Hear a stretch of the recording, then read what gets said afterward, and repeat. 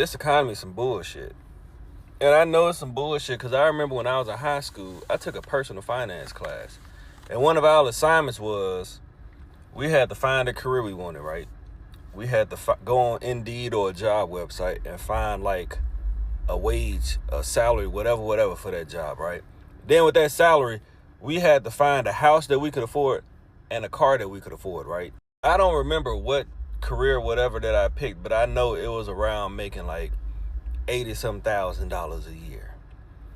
I was able to have that career, have a nice car, and a nice house and still be chilling. I don't think people understand how out of hand the cost of living is. For a long time, a brand new car was gonna run you between 20 to 25 stacks. Them luxury BMWs, Mercedes, whatever, that'll run you about 30. You know what I'm saying? Them nice Altimas, Camrys, and all this and all that. Brand new, them things used to be about 15 or 18 stacks. Nice ass apartments. They gonna run you about $800 or $900. A regular, schmegular apartment, maybe about $600-700. You living in the hood, it was probably about $400 a month. You know, everything made sense. Now, especially with the apartments, it's either I want to get taxed for some bullshit or I want to live in the hood. There's like no in between anymore. The housing market is crazy.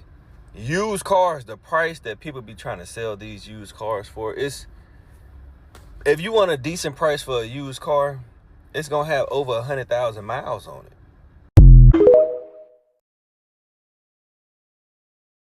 I don't know who needed to hear this, but we expect a community of people who don't wash their hands after they use the bathroom, don't clean their poultry, kiss dogs on the mouth, among other things, shoot up schools, churches, and are cannibals, to make the right decision to run a country.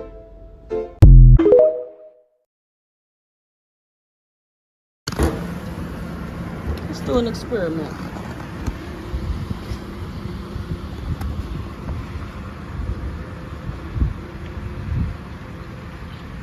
We out here in Livonia.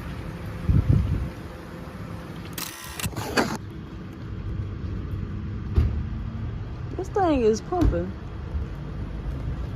without pumping nothing. It ain't nothing coming out, and this thing is digitally still going up.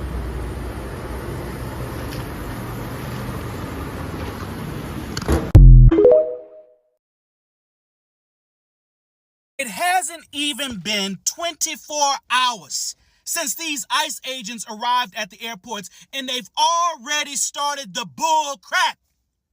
It's only been 24 hours since Donald Trump and Tom Homan announced that ICE would be arriving at airports to help out TSA, and they already body slamming Americans at airports in San Francisco. I mean, what's really going on here?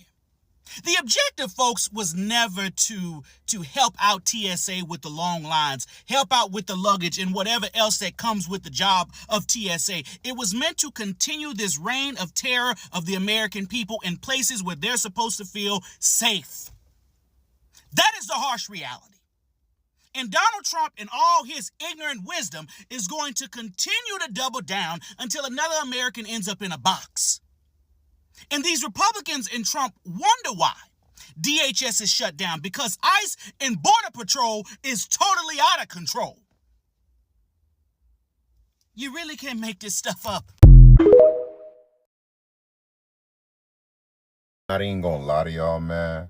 There has never been a better time in recent American history to be irresponsible, full send it, and just live and die by fuck it. I mean, I'm so serious right now, bro. Because this country and the people running this motherfucker are so unserious right now, dog. I'm trying to tell you, I'm literally watching everything get lit on fire in ways that will be very, very, very hard to rebuild once this shit is all said and done with, man. Like, you turn on the news, you listen to these motherfuckers speak, you see how they moving, and you just like, what's the point? What's the fucking point? Fuck it.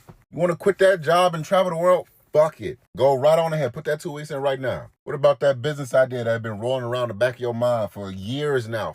Fuck it. Get started. Whatever you got to do. Take out whatever loan, bro. That dream car you've been eyeing for God knows how long, that you trying to be responsible and earn. Fuck it. Buy that whip right now. Buy it right now. Fuck it. Why not? What's the use in waiting? What's the use in waiting? I'm serious. Like I said, there has never been a better time in recent American history to be woefully irresponsible than right the fuck now. Because why the fuck not? The president of the United States and his entire cabinet get to act like fucking morons, but we the little people gotta keep our head on straight? Nah, y'all gotta be fucked up. Fuck it.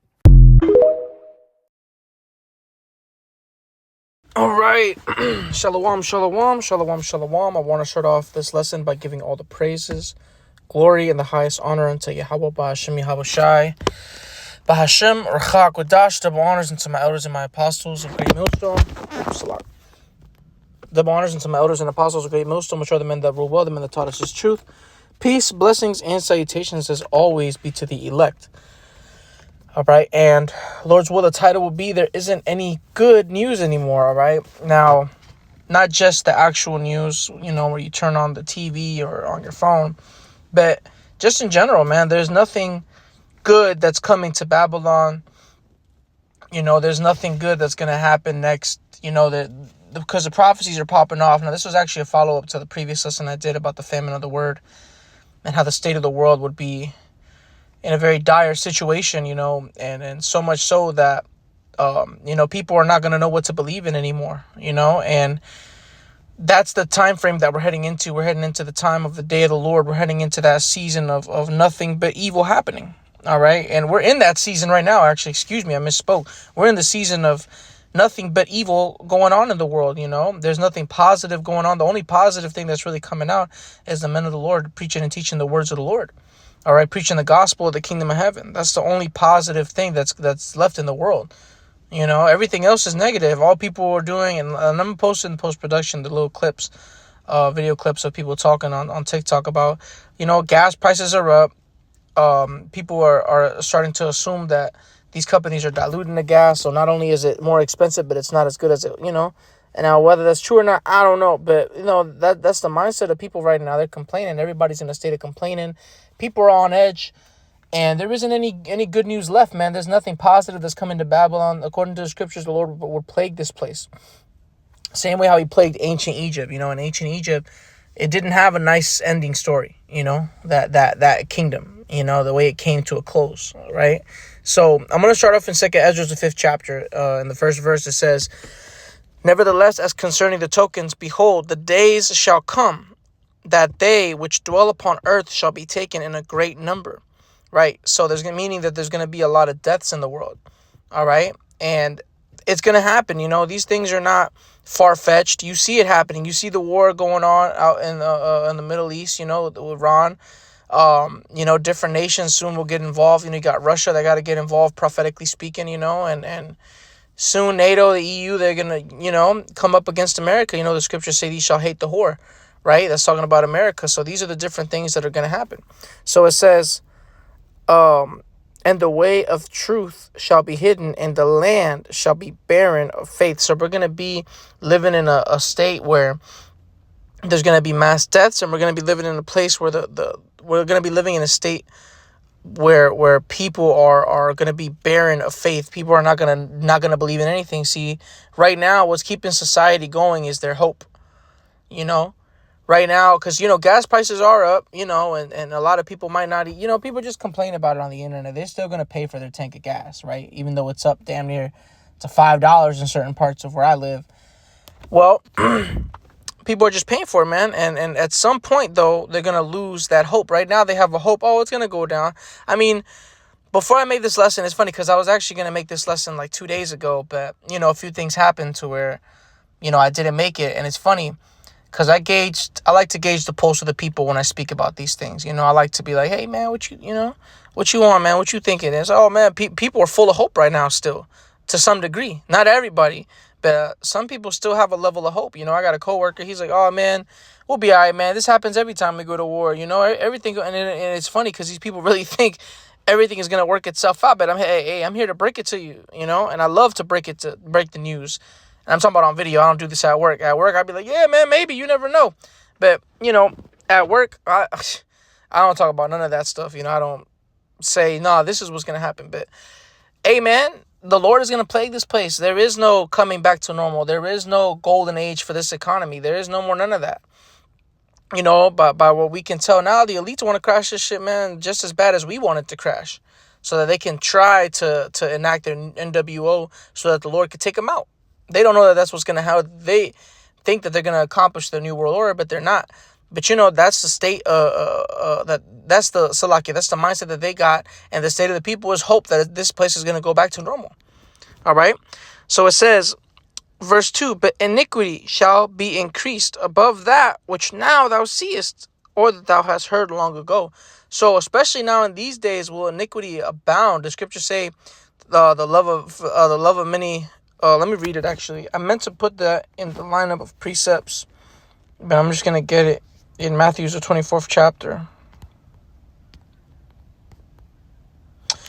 Yeah, Matthew 24 and 12. So that's a link up to this second Ezra 5 and 2, because it says iniquity shall be increased above that which thou seest and hast heard long ago. Matthew 24 and 12. And because iniquity shall abound, the love of many shall wax cold. Right? So there's going to be no love. There's not going to be any type of... Really, when you get into it, man, these people are going to lose their sanity, you know? Right now, what's keeping people going, because you got a few people that's, you know, blown up, right? But, you know, and just started killing. Well, what's keeping the rest of the people really functioning and going to work in the morning is the fact that they can still get up and have a normal life right now. But at some point, and it's funny because one of my coworkers said this today, he said, man, at some point we ain't going to be doing this no more. We ain't going to be waking up, you know, because I'm a blue collar guy and you know, hey, we all hate our jobs to some degree, right? And it's funny, he was, you know, it was completely uncalled for. I didn't even mention nothing about it. He was just like, man, one day we going to get up and we ain't going to be doing this shit no more, man.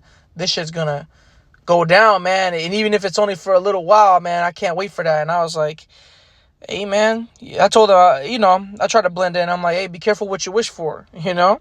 But, hey, it's very true, though. You know, the state of the world soon is going to be in a messed up state. It's not going to be you wake up and just go to work in the morning. No, one day it's going to be you waking up to survival, because there's nothing good coming. What good is supposed to come to America when, according to the Lord, it's supposed to be plagued and destroyed? All right? The Lord promised that the economy here would collapse. That's not something that we just pulled out of a hat. That's an actual prophecy. All right? So this is Isaiah 19 and 4. Yeah, Isaiah 19 verse 4 says, and the Egyptians will I give over into the hand of a cruel Lord, and a fierce king shall rule over them, saith the Lord of hosts. And that's exactly fitting Donald Trump to a T right now.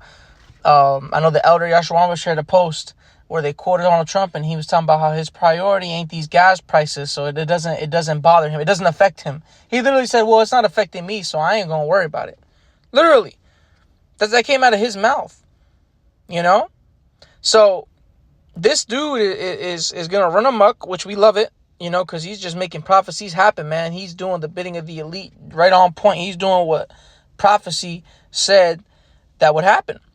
All right, he's being that fierce king right now, man. He literally told you, I don't give a shit about them gas prices. That ain't my priority, you know, to simplify it for Jake.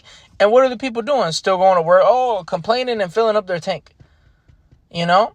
Because if you really had the right mind, because really, when you get down to the nitty gritty, obviously this is all prophecy and this is supposed to happen like this, right? But if a person was in their right state, any type of citizen of a city or of a country that is in their right state of mind, when they see their governing body being corrupt, you're supposed to have the goal and the balls, pardon my language, you're supposed to have the balls to get up and put people to death that's not doing the right thing. You know, I mean, we're talking about politicians that are involved in child trafficking and pedophilia. You're supposed to stand up, grab your nuts, and put these people to death, according to righteousness. But obviously, you know, these people don't have that goal in them. They're just like, well, I got bills, you know, and their bills dominate them. That's how docile the people of America are. Right? But that's cool, because that's how prophecy is supposed to take place, and you know, and hey, but at some point, the scriptures do say that they shall not regard their kings nor princes. So these people are gonna hit a breaking point. As of right now, they ain't hit that breaking point yet because they still got that hope, you know. But there's no more good news, man. All right, Isaiah 19:14, the Lord hath mingled a perverse spirit in the midst thereof. And I'm bringing out the same precepts that I bring every time when speaking about these different prophecies and the end times, because it's so relevant right now, man. 2nd Ezra 15 and 16, Isaiah the 19th chapter, Jeremiah 30 and 7, Daniel's 12, the book of Daniel's, the 12th chapter, the first verse on down, right? These things are relevant, man. Revelation the 18th chapter. These are different prophecies, man. Revelation the 13th chapter, man, the MOT to the B, that's another prophecy that's going to take place very soon, Lord willing. All right. These are the things that we can foresee right now. All right. The famine of the word. I made a lesson on that this week as well, man. Okay. So it said, the Lord hath mingled a perverse spirit in the midst thereof. They have caused Egypt to err in every work thereof, as a drunken man staggereth in his vomit. So America is erring in everything that they do. That's why gas prices are messed up. These people are so wicked. The Jake I'm gonna put in the post-production made a good point. He said, how are gas prices gonna skyrocket like this, right? Or how are they gonna go up immediately the day that we go to war if there has no actual action been taking place yet, right? And it's like, well, shit, man, Esau is corrupt. What do you expect from him? I always said this, man, and brothers have said it as well. How much morality do you expect from a man that's called the wicked in the scriptures? I expect him to do way worse things. You know what I mean? This is the wicked that we're talking about. So him being this corrupt is that, man, you should be expecting worse from this devil. It says, neither shall there be any work for Egypt which the head or tail, branch or rush may do. Right? Because during that time, man, during the day of the Lord, man, during that season of Jacob's trouble, ain't gonna be no, go read Ecclesiastes, the 12th chapter, man. Ain't gonna be no waking up, going to work, and we can't wait for that, man. This rat race is killing us, man. Literally, the stress is just, man, you know what I'm saying? Giving people health problems and shit, man. You know what I mean? Soon ain't gonna be, you're gonna wake up and just try to survive. You know what I'm saying? That's the season that we're heading into, man. And we ready for it. Us brothers here at Great Millstone and brothers that believe in Yahweh Shemi Habashai and the 100% truth. Hey, man, we ready for this. We waiting for this, man. Pesach coming up. We in that Passover state of mind. While the rest of the world is consuming the leaven, we're getting rid of it. You know what I'm saying? We're getting rid of the leaven within ourselves, most importantly. All right? The spiritual leaven. So it says, in that day shall Egypt be like unto women, and it shall be afraid and fear because of the shaking of the hand of the Lord of hosts, which he shaketh over it. Because the Heavenly Father is going to judge this place. Isaiah the 13th chapter, Ezekiel the 38th chapter, man. The missiles are going to hit this place. It's going to be nothing but evil coming. There is no more good news. As the title is, man, there's no more good news. Don't expect something good to happen. Expect evil. Us brothers, we wake up and look for, the news articles and things like that. So we're already used to it. These people are still waking up hoping something good pops up on their phone. No. Right now it's tax return season. People out here flexing. Some people haven't gotten their money yet. But some people, that's all they look forward to. That's the only good news they're going to get this year. Ain't nothing good happening. All right. It says, now I'm going to go to 2nd Ezra 15. I'll read from verse 15 to 19. I didn't want to get the whole chapter for time's sake. I don't want to over expound on the same thing, but hey, man, the season that we're heading into, and I promise you, I bring this out like on a weekly basis, man, at least 2 to 3 times a week, but hey, it's very relevant right now because this is the season that we're heading into. We're heading to a season of evils, right? 2nd Ezra 15 and 15, for the sword and the destruction draweth nigh, and one people shall stand up and fight against another, and swords in their hands. At some point,